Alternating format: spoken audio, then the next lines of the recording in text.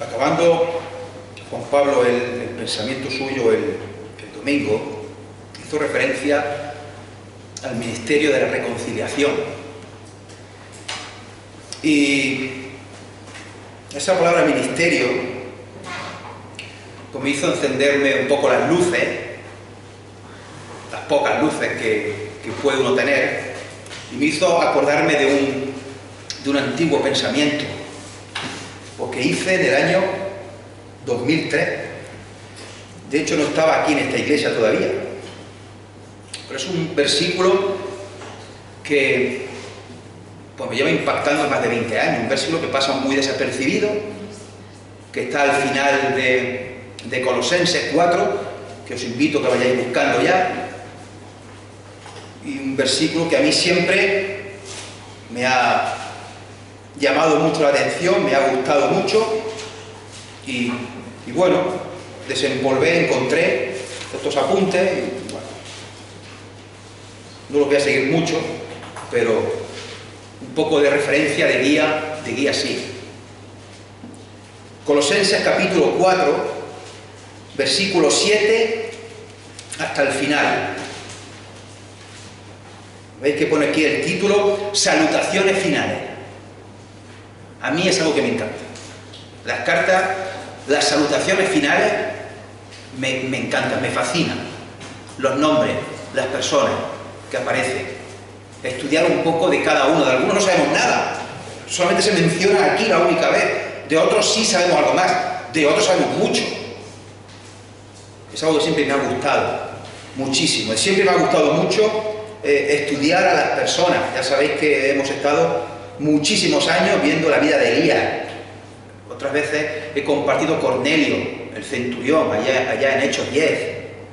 También tuve hace tiempo estudios de Pablo, Natanael, el apóstol Juan, los discípulos, que también Juan Pablo estuvo también hace unos meses. Dice el versículo 7 del capítulo 4 de Colosenses: todo lo que a mí se refiere os lo hará saber Tíquico, amado hermano y fiel ministro y consiervo en el Señor, el cual he enviado a vosotros para esto mismo, para que conozca lo que a vosotros se refiere y conforte vuestros corazones. Con Onésimo, amado y fiel hermano, que es uno de vosotros, todo lo que acá pasa os lo harán saber. Aristarco, mi compañero de prisiones, os saluda, y Marcos, el sobrino de Bernabé, acerca del cual habéis recibido mandamientos. Si fuere a vosotros, recibidle. Y Jesús, llamado Justo, que son los únicos de la circuncisión que me ayudan en el reino de Dios. Es decir, los que he dicho hasta ahora son de la circuncisión, son judíos. Ahora menciona otros saludos que son gentiles. Os saluda, versículo 12, Epafras, el cual es uno de vosotros, siervo de Cristo, siempre rogando encarecidamente por vosotros en sus oraciones, para que estéis firmes, perfectos y completos en todo lo que Dios quiere. Porque de él doy testimonio de que tiene gran solicitud por vosotros, y por los que están en la Odisea y los que están en Hierápolis. Os saluda Lucas, el médico amado, y Demas. Saludad a los hermanos que están en la Odisea, y a Ninfa, y a la iglesia que está en su casa. Cuando esta carta haya sido leída entre vosotros, haced que también se lea en la iglesia de los laodicenses, y que la de la Odisea la leáis también vosotros. Decid a Arquipo: mira que cumplas el ministerio que recibiste en el Señor. La salutación de mi propia mano, de Pablo. Acordaos de mis prisiones. La gracia sea con vosotros. Amén. Bueno, podríamos hablar de Tíquico, este amado hermano y fiel ministro, consiervo en el Señor, cual fiel compañero de Pablo en sus viajes, Podríamos hablar de este tal Onésimo, que ya sabéis que fue un esclavo, que presuntamente, hay que decir presuntamente, robó a Filemón, se escapó y conoció a Pablo en Roma, en la cárcel, y ahí se convirtió. Y después lo manda de nuevo a Filemón con aquella preciosa carta. Dice, era un esclavo, amado y fiel hermano, que es uno de vosotros.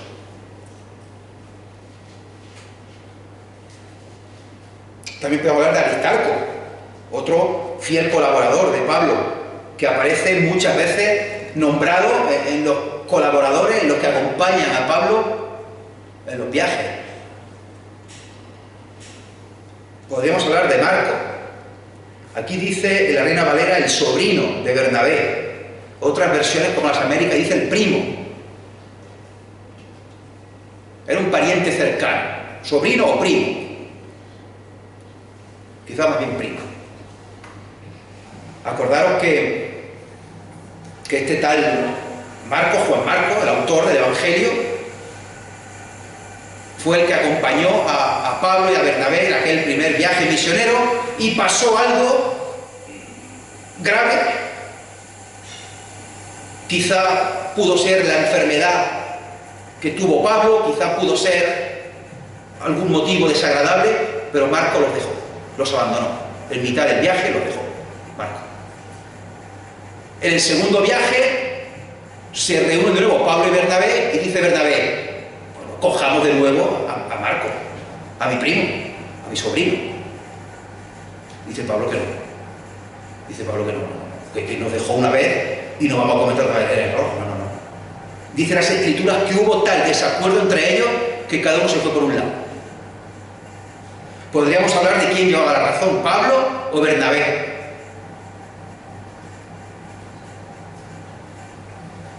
Aquí tenemos, hermanos, un caso precioso de restauración. Un caso precioso de una persona que dejó a Pablo y a Bernabé, pero ahora está con ellos. Después le dicen a Timoteo, tráete a Marco, porque me es útil para el ministerio. Un caso precioso de restauración. Podríamos hablar de Justo, de este tal Jesús llamado Justo poco, porque se menciona solamente aquí. Podríamos hablar de Epafras, que Epafras fue el fundador de la iglesia de Colosas. Epafras conoció al apóstol Pablo en Éfeso, se cartearon y Epafras funda la iglesia Colosas. Y muy posiblemente Epafras es el que traía la carta escrita por Pablo desde Roma aquí a Colosas. Siervo de Cristo, siempre rogando encarecidamente por vosotros en sus oraciones, dice, el cual es uno de vosotros. Yo también lo corrobora el capítulo 1 de Colosenses. Epafras es de aquí de la iglesia de Colosas y es el fundador de esta iglesia. Bueno, podríamos hablar también de Lucas, el médico amado. De Lucas hemos hablado más. Tanto Juan Pablo, cuando hizo su introducción al Evangelio de Lucas, como cuando yo he comenzado el libro de Hechos de los Apóstoles, hemos hablado de este Lucas, de este investigador meticuloso, y de sus escritos, de su forma de escribir, su estilo, etc. Podríamos hablar de Demas. Os saluda Lucas y os saluda Demas. Si hemos dicho antes de Marcos, que fue un caso precioso de restauración, sabéis lo que pasó con Demas, ¿verdad? Dice, Demas, dice después en Timoteo, Demas me ha desamparado, amando más las cosas del mundo. Un caso contrario al de Marcos. Demas, un fiel seguidor al principio, un seguidor, un colaborador de Pablo, que no terminó y abandonó a Pablo. Demas me ha abandonado, Demas me ha desamparado. Solo Lucas está conmigo. Es decir, trate a Marcos. Dice después, ha encarcelado allá en Roma. También podemos hablar de los hermanos que están en la Odisea, y aquí se menciona a un tal Ninfas o a una tal Ninfas. No se sabe si era hombre o una mujer. Parece ser que era una mujer. Ciertos manuscritos utilizan el artículo femenino y parece ser que era una mujer. Ninfa, de la iglesia de la Odisea, en el cual se habla de la carta, que los de la Odisea lean la carta de Colosenses y los de Colosenses lean la carta de la Odisea. Esa carta no ha llegado, no sabemos. Y dice el versículo 17, que este es el que vamos a ver un poco en esta tarde, en unos minutos, que es un versículo que a mí hace años ya me pinchó, y todavía cuando lo veo, me sigue pinchando. Decid a Arquipo, mira que cumplas el ministerio que recibiste en el Señor. Bueno, ¿quién es este tal Arquipo? Si vamos a Filemón, capítulo 2, capítulo 1, al principio, dice Pablo, prisionero de Jesucristo, y el hermano Timoteo, al amado Filemón, colaborador nuestro, y a la amada hermana Apia, su mujer, y a Arquipo. Es de suponer que era el hijo de Filemón y de Apia, este Arquipo. Mira que cumplas el ministerio. ¿Qué ministerio se está refiriendo Pablo? ¿Qué ministerio? No se sabe seguro. Hay quien dice que el ministerio de Arquipo era hospedar a otras personas creyentes. Y hay quien dice, y es lo más seguro, que es que Arquipo tomaba la posición, el puesto, el cargo de Epafras cuando Epafras no estaba en la iglesia, porque sobre todo iba a visitar a Pablo a Roma. Mientras Epafras estaba fuera, Arquipo tomaba el lugar de Epafras, y es el que se encargaba de la iglesia de Colosas. Mira que cumplas el ministerio que recibiste en el Señor.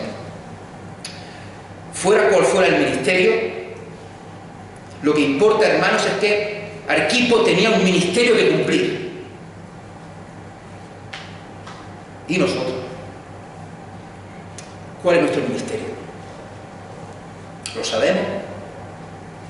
Ministerio es el servicio que ofrece una persona a otra.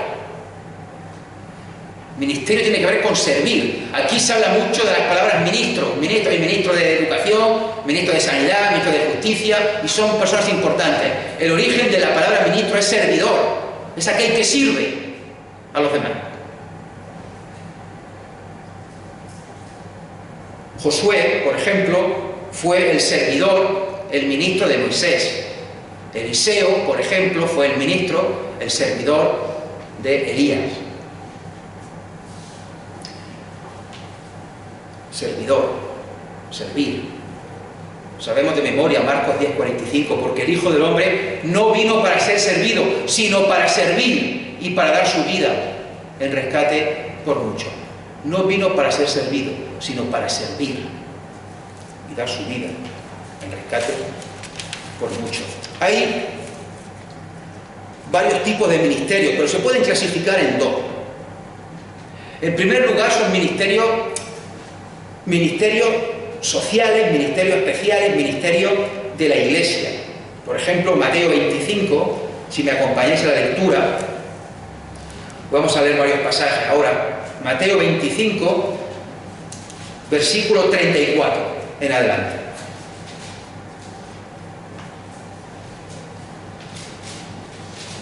Del 34 al 40.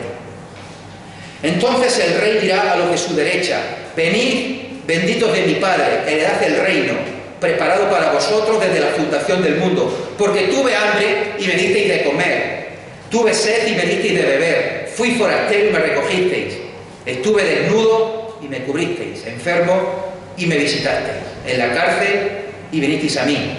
Entonces los justos le responderán diciendo: Señor, ¿cuándo te vimos hambriento y te sustentamos, o sediento y te dimos de beber? ¿Y cuándo te vimos forastero y te recogimos? ¿O cuándo te vimos desnudo y te cubrimos? ¿O cuándo te vimos enfermo? ¿O cuándo en la cárcel y vinimos a ti? Respondiendo el rey les dirá: de cierto os digo que en cuanto lo hicisteis a uno de estos, mis hermanos más pequeños, a mí lo hiciste. Y cada uno de nosotros pues tiene que cumplir pues con estas cosas que está aquí diciendo: ayudar al necesitado, ayudar al hambriento, procurar al que esté afligido, ayudarlo, al sediento, al que esté en la cárcel, visitarlo, a la viuda también visitarla, ayudarla, todo eso. Hospedar a otros hermanos, etc. Luego hay también ministerios que hemos recibido del Espíritu Santo y que vienen perfectamente explicados en 1 Corintios 12. Vamos a leerlo también. 1 Corintios 12, del 1 al 11. 1 Corintios 12, 1. No quiero, hermanos, que ignoréis acerca de los dones espirituales.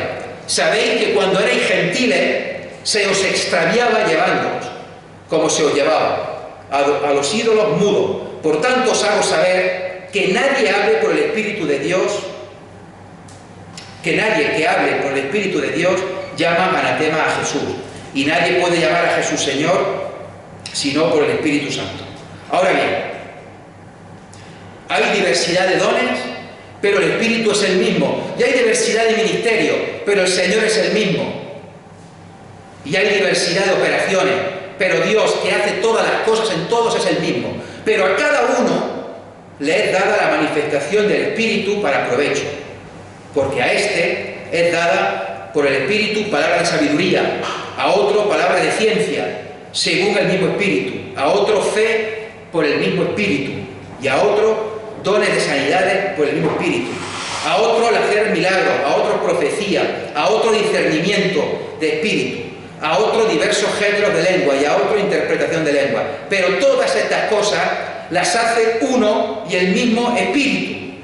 Y mira lo que dice ahora, hermano: repartiendo a cada uno en particular como Él quiere. El que reparte los dones es el Espíritu. ¿Cómo lo hace? Como Él quiere. Entonces, hermanos, ministerios sociales: visitar enfermos, ayudar a los necesitados, hospedar hermanos. Ministerios basados en los dones que hay en la iglesia. Y aquí en la iglesia pues hay hermanos y hermanas pues, que tienen sus ministerios, sus ayuda, la limpieza de la iglesia, que hay gente que se encarga de la señora, de los jóvenes, de la escuela dominical, de las predicaciones, de preparar la mesa cada domingo. Son ministerios y todos son importantes. Y todo lo hacemos no para que la gente nos vea, no lo hacemos buscando un reconocimiento personal, ni buscamos para echarnos en cara a nadie. Lo hacemos para la gloria y para la honra de Dios.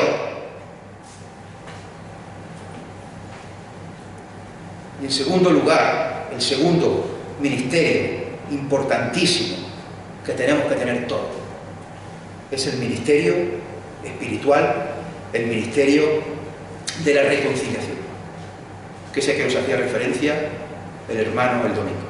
Segunda carta de Corintios, capítulo 5, versículos 17 al 20. Segunda de Corintios 5, 17 al 20.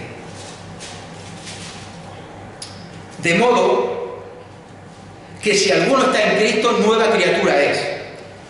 Las cosas viejas pasaron, he aquí todas son hechas nuevas. Y todo esto proviene de Dios, quien nos reconcilió, y aquí viene un montón de veces la palabra reconciliar, quien nos reconcilió consigo mismo por Cristo y nos dio el ministerio de la reconciliación.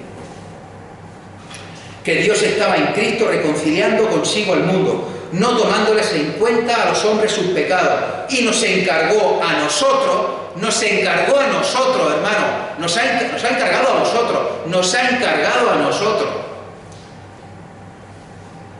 el ministerio, la palabra de la reconciliación. Así que somos embajadores en nombre de Cristo, como si Dios rogase por medio de nosotros. Os rogamos en nombre de Cristo, reconciliaos con Dios. Somos embajadores en nombre de Cristo. Somos como si Dios, el Padre, rogase por medio de nosotros. Reconciliados con Dios. Los demás ministerios también son válidos, pero este es el más importante. Conocemos también, ¿verdad?, las palabras de Mateo 28. Toda potestad me es dada en los cielos y la tierra. Por tanto, id y haced discípulos a todas las naciones, bautizándolos en el nombre del Padre y del Hijo y del Espíritu Santo, y enseñándoles que guarden todas estas cosas. He aquí, yo estoy con vosotros hasta el fin del mundo, todos los días del mundo. Nuestro mayor ministerio es evangelizar, es nuestra mayor prioridad. Que son importantes los otros, sí, que son necesarios, sí, pero el principal es predicar. Y aquí el Señor Jesús no está diciendo, bueno, si quieres, ve. Aquí está utilizando imperativo. Id, bautizad, haced discípulos, enseñad que guarden todas estas cosas. Son imperativos, es un mandato del Señor Jesús. Y bueno, algunas preguntas que yo me hacía por aquí. ¿De qué predicar? ¿De qué hablar? Pues, lógicamente del nacimiento, de la obra, de la muerte, de la resurrección y de la ascensión de Jesús. Es presentar la obra redentora de Cristo en la cruz del Calvario a aquellas personas que no lo conocen. El tema central de nuestro mensaje es la cruz de Cristo. Es presentar a un Dios que se humilló de tal manera, a un Dios que renunció, que se despojó de sus derechos para hacerse hombre, para hacerse siervo, para dar su vida por ti y por mí. Un Dios que dejó que le azotaran, que le escupieran, que le escarnecieran, que le azotaran, que le golpearan, que le abofetearan, que se burlaran de él. Pero hermanos, no presentamos a un Dios muerto, a un Dios derrotado. Presentamos a un Dios vivo, resucitado, glorioso, que está sentado a la diestra de Dios Padre, un Dios que vive y un Dios que un día vendrá a recogernos. Nos preguntamos, ¿dónde tenemos que predicar? ¿Dónde tenemos que cumplir el ministerio de la reconciliación? En cualquier lugar. En tu trabajo, en el instituto, en la universidad, en la calle, con la familia, con los amigos. ¿Cuándo hacerlo? Siempre. Todos somos obreros a pleno tiempo. O debemos de ser obreros a pleno tiempo. ¿O es que acaso yo solamente estoy aquí en la iglesia limitado y en el trabajo no? ¿O en la calle no? ¿O en mi instituto no? Ahí no soy creyente. Somos creyentes, somos cristianos las 24 horas del día, los 7 días de la semana, los 365 días del año. ¿Por qué debemos hacerlo?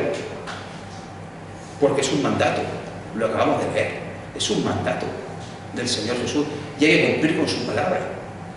Y en segundo lugar, porque somos sus instrumentos, porque somos embajadores, porque es como si Dios rogara por medio de nosotros. Somos el medio que Dios ha querido para expandir su reino, para expandir su palabra. ¿Cómo llevar a cabo el ministerio de la reconciliación? Pues hay dos formas, con las palabras y con los hechos, con nuestra boca y con nuestro corazón, con los aires del corazón.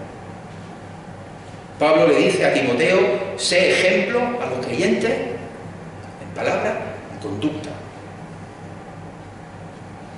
¿Para qué hacer este ministerio de la reconciliación? En primer lugar, para la gloria de Dios.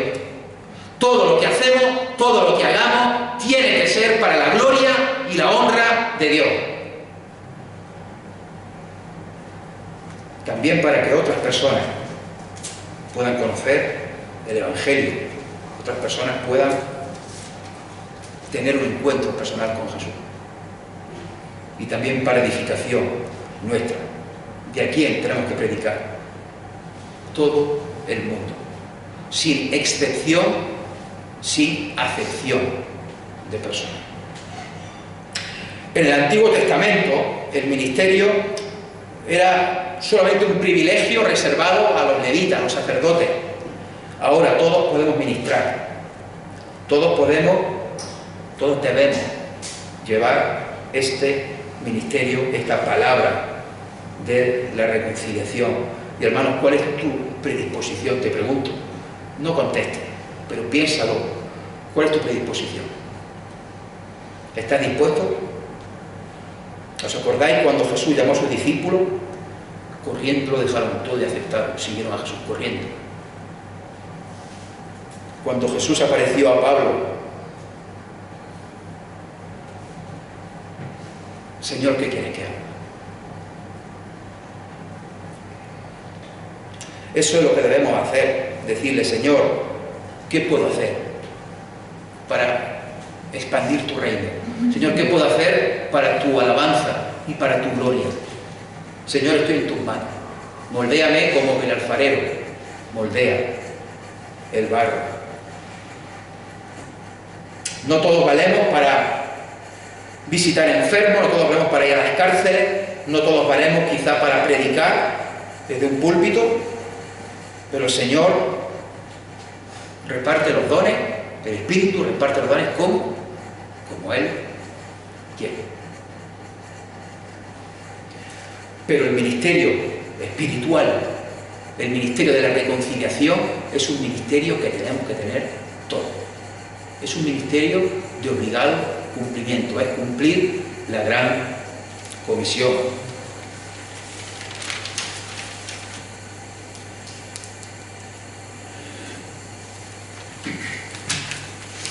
Ya para terminar,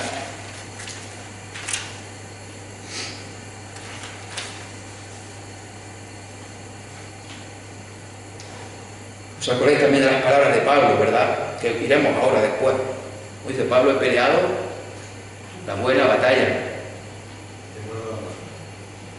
he terminado la carrera, he guardado la fe. Por lo tanto, me está preparada, me está reservada la corona de justicia,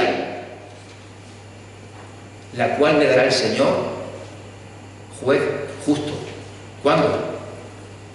En aquel día, cuando llegue el día. Y las palabras preciosas de después. Y no solamente a mí, sino a los que aman, a los que esperan su venida. Pablo dijo, orgulloso de haber predicado el Evangelio a todo el mundo. Lo dijo satisfecho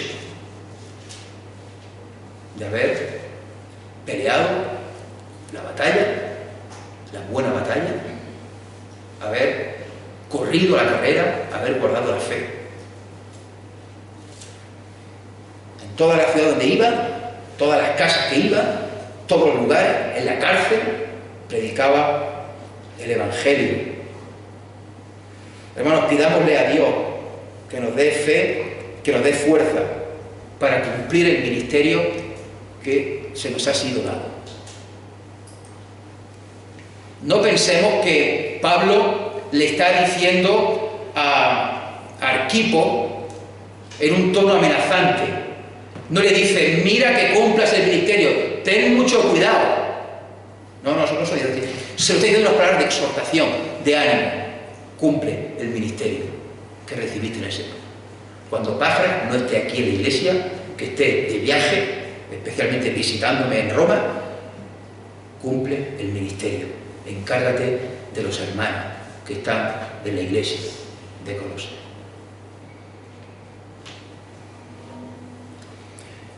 Si Pablo hubiera escrito de nosotros o escribiera de nosotros, ¿qué nos diría? Aquí hemos leído cosas preciosas. ¿Qué se nos diría de nosotros? ¿Se nos diría que somos fieles, como la Iglesia de Roma? O quizás somos como la Iglesia de Corinto. O somos insensatos, como los gálatas. El Señor nos va a recompensar, hermano. Así que cuando salgamos de aquí, mañana en el trabajo, en el instituto, cuando empecemos, donde estemos, con nuestros amigos, con nuestros familiares, que cumplamos el ministerio que se nos ha sido encomendado, cada uno del ministerio. Vamos a leer, como he dicho, para terminar ya, segunda de Timoteo.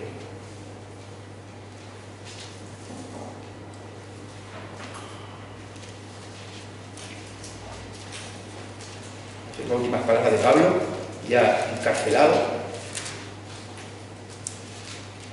ya cercano a morir. Vamos a leer el capítulo 4. Te encarezco delante de Dios y del Señor Jesucristo, que juzgará a los vivos y a los muertos en su manifestación y en su reino, que prediques la palabra, que instes a tiempo y fuera de tiempo, redarguye, reprende, exhorta,